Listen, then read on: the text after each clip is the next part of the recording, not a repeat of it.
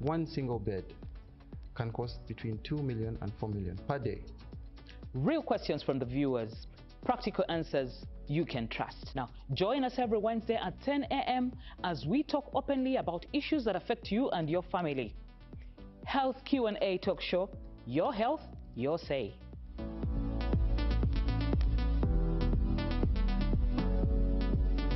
Very good morning to you. Thank you for tuning in to UBC and joining us on the Health Q&A. Today we started a little bit earlier, that's like 10 minutes earlier, to give us ample time to talk about a topic that affects practically me and you. It affects everybody, I would like to say. We normally say your health, your say, and indeed it's your health and your say. We shall have the WhatsApp number displayed later on screen for you to be able to participate. My name is Sophia Matovu, and it's always a pleasure for me to take time off to be here with you. Our topic today, as you can see, is screen overexposure and its effects on the eyes. I know in this digital age, we are used to always being on our smartphones, we're used to having access to the TV, practically everything, and on our computers because it's got to do with our day-to-day work. But we do not know that it has some effects on the eyes. And we need to manage and see how to regulate. But what effect is that it has on the eyes? Why do we think it's not a no-no? How did the people of that time survive minus these gadgets? And why is it a must for all of us to have these gadgets during this time? Because you find that practically most parents, for the way to contain their kids, most of the kids who are like 2 years, 3 years, own a tab, and it's a fact. They own a tab and they have their cartoon time. Most of the times the mom has gone to a salon, the child is on a tab, all this. And the eye specialists are seeing quite a lot when it comes to eye care. Now, with this prolonged screen exposure, it definitely is having effects. I normally tell you, I bring experts down in studio to be able to share and tell us what it is that we are not doing right and how we can be able to overcome or correct and ensure that our eye health is good. Joining me on set is Lynette Muhire, a clinical ophthalmologist, no, not ophthalmologist. She will tell us her title properly well, and she's a clinical officer from Lapea, Uganda. She is at the level below the ophthalmologist. The ophthalmologists are the ones who are like the seniors, and most of them we normally see are much older. But she's set out and targeting to ensure she gets to that level. Lynette, a very good morning to you. Thank you so much for having me here. Okay. I'm glad to actually be here today morning. Okay. Yes. Then maybe you would like to tell, because most people know the optician, the ophthalmologist, and you're in between. In between. Yes. Ah, that's actually very good. So, first of all, my name is Lynette Mary Muhira, and I'm an ophthalmic clinical officer. Ophthalmic, yes. Yeah, that's it. So now we have 3 categories. There are more. The more you specialize, the more. So we have an ophthalmologist. Those ideally do the whole medicine and surgery, go specialize in it in masters. So ideally they're a little bit older people. Because some of them will see me and they're like, how come I didn't jump? We had another bridging course. Then we have the opticians. Specifically, those are the ones that deal with most of the workshops, like the ones who deal with the fitting of lenses, so inclusive of that. And then we have the ophthalmic clinic officers. Now, generally, this is like a junior ophthalmologist. Because after here, the upgrade is to be a senior ophthalmologist. Now, for me, I have immediately specialized in the eyes. I have not taken a whole long process. So I've immediately specialized in the eyes. Specifically, I do all clinical treatment for eyes. I do all refraction, that means refraction errors. And then I do minor surgeries. Then for major surgeries, you hear me saying, let me hand over to my senior. Because now I have to go back for more books to read. Yes, so those are optician, ophthalmologist, ophthalmic clinic officers. Where did you, okay, now this is going a little bit personal. Where did you get from the drive and the interest? Because there are certain times, many of you people at your age, we have seen more at the optician level. Beyond that, at your level and above, we have not seen people in your age bracket. So now, for me personally, I think when I finished school and I wanted to basically deal with eyes, and sadly at that time, it was a little bit hard and tricky to get into the universities. Like, it was a lot of process. So one of my friends, my mom's friends, was like, no, your daughter can actually go specialize. because the school like, right now in Uganda, it's the only one in the whole of East Africa that majors in that. We have many foreign students that come into the country to actually do that. So yes, there was a bridging course where I could just go and specialize before I even upgrade to main levels. So yes, so that's how. But also personally, I wanted to deal with people, and what a privilege to actually have specialized in eyes. Okay, that's nice. Now let's get to our topic of screen overexposure. When we talk about screen overexposure in this digital era, what are we talking about?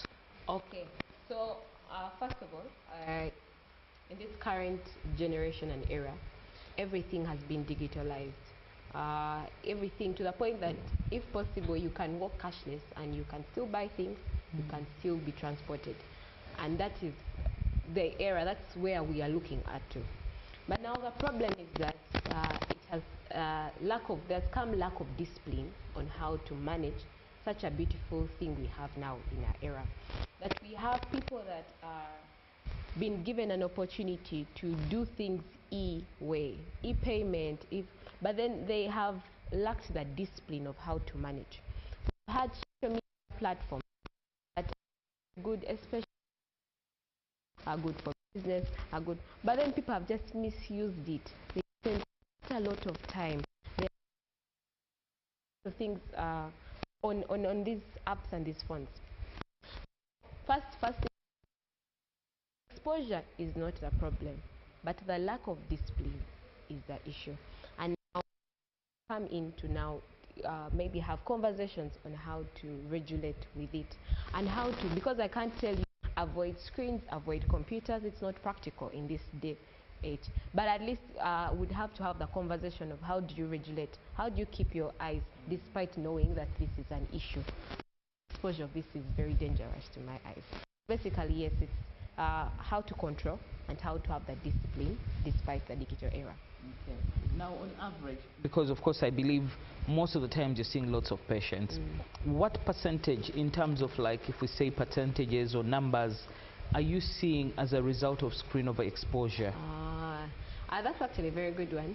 I think it's now we're going to the back to school season, and approximately now personally where I sit, I test 20 to 30 people a day. And I want to tell you, out of the 20 to 30 people, I have a big number of close to 50%, 60% of the people that I test actually have been experiencing the issue of photophobia. Yes, and it's because of the exposure, too much exposure to such devices. So yes, roughly now, I want to tell you, it's 60 to 70% of people I test have been exposed to digital device strain. Okay, you did talk about, what did you say, what did you? Photophobia. What is photophobia? So if you can hear the word is photo and phobia. If someone says they have phobia, it's fear. The fear, yeah, and then true. photo is in relation to light. So now when someone has what you call photophobia, that indicates that there is fear of light. It's the best simple way I can narrate it. So when you find when someone goes into a room with a lot of light, their eyes are paining, they're strained, they're tearing. We have people coming in and they're like, when I move into a place with a lot of sunshine, I start getting headaches, my eyes are tearing. Those are signs of there's extreme response to light environments. Yes. Now, can you say that that is caused due to overexposure of the light on the screens? Yes. Now, there are two things that happen. First, we have in the anatomy of the eye, we have the first layer of the eye, which ideally is like the skin to the eye, that is meant to protect. But this layer is very, very sensitive to the point that if, let's say, a small stone just entered your eye, it would immediately tear. It won't say we'll wait tomorrow. It would immediately tear. It would immediately turn red. That's how sensitive it is. But now we have people who, you see this sunshine. Have you ever moved under hot, scorching sunshine and you feel like it's burning your skin? Yes, yes. So now it's the same exact way. Or like, let's say, flat iron. You pass by flat and it burns that layer. So now with the eyes, this is what happens. When you're exposed to such environments, they burn the first layer, that layer I have spoken about. Now the problem with it is that when someone is not resting enough, has not regulated, or they don't even have a protective wear, what the eye normally does, it will keep the wound. Tomorrow again you expose it, it just keeps worsening, keeps opening the wound, and then later on it will be very unbearable for you to be in such environments. So yes, so it is back to, as I say, that discipline, and which we're going to talk more on how to manage and navigate with such. Yes. Because now it's a fact now, I know that the age bracket has increased in terms of the number of people that opticians and most of you people, the specialists, the eye specialists are seeing. What age bracket, according to you, have you noticed is more affected in terms of, like, I know even the young ones are coming in, primary. Okay. Now this, I'm going to have to say that in now the current time we're in, many people have resorted into, I've had a conversation of, they resorted into digital devices, like in a space where we have lacked community. People have resorted into doing a lot of social media. Now, as you can guess, the age bracket being affected.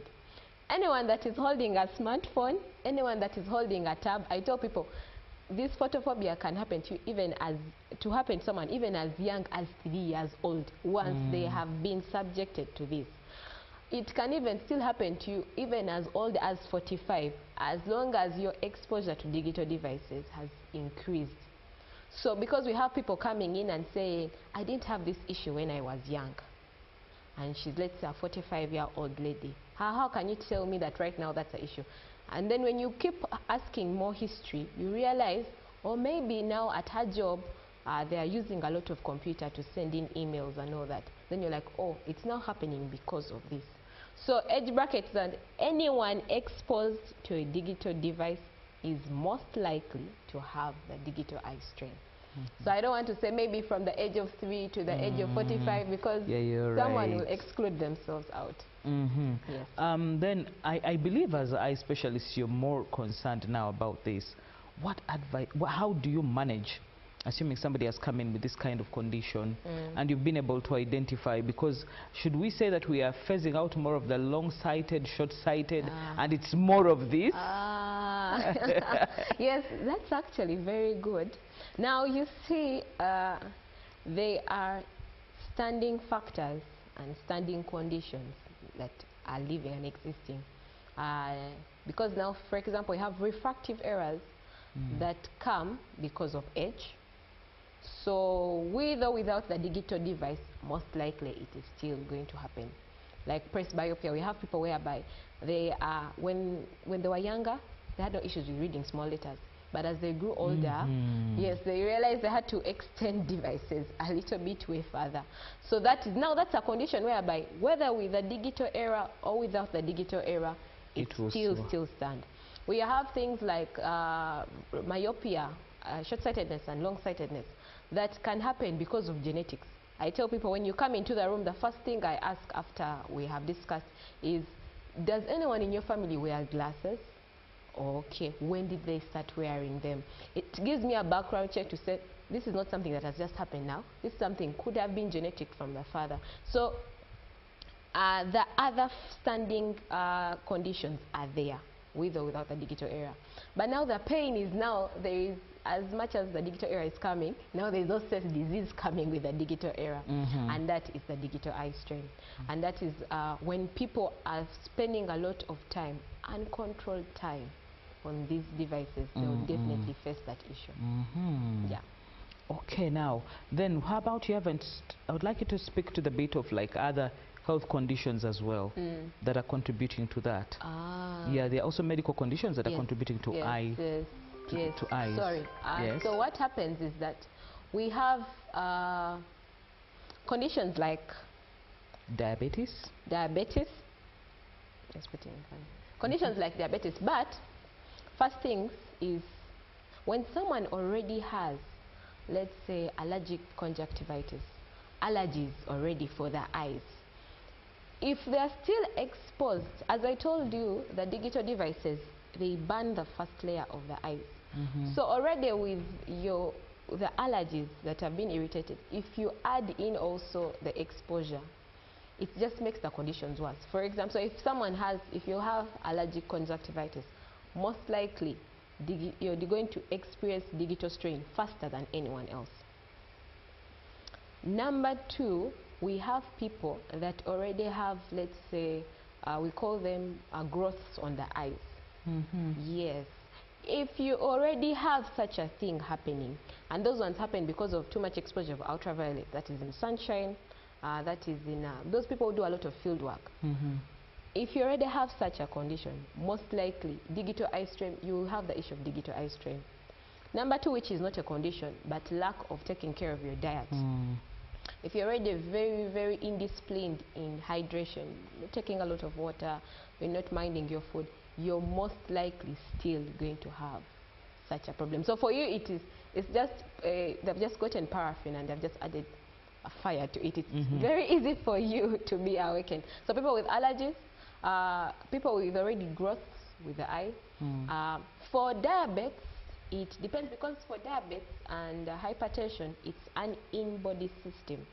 So now for you, it's that your eyes are already weak. So if we add on digital eye strain, it just makes it a little bit more complicated.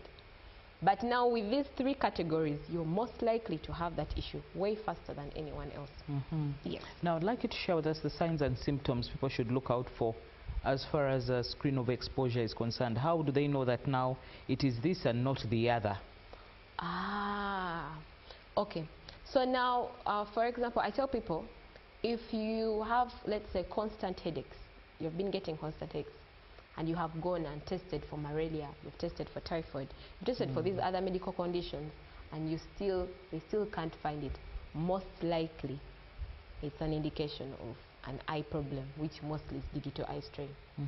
Number two, we have people whereby they have lost discoloration of their eyes very fast.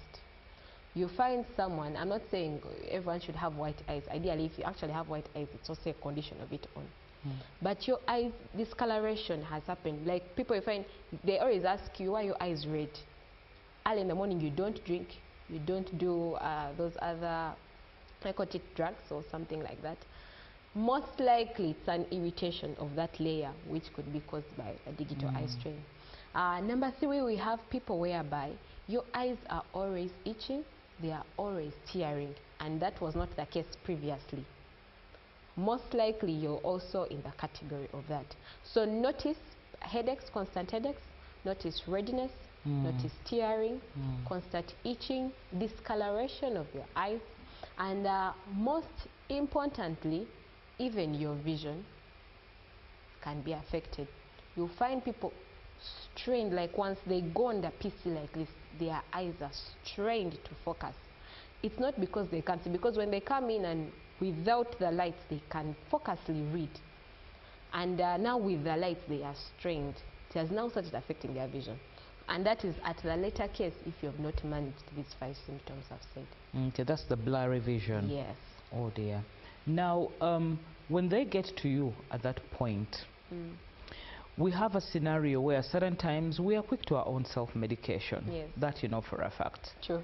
I have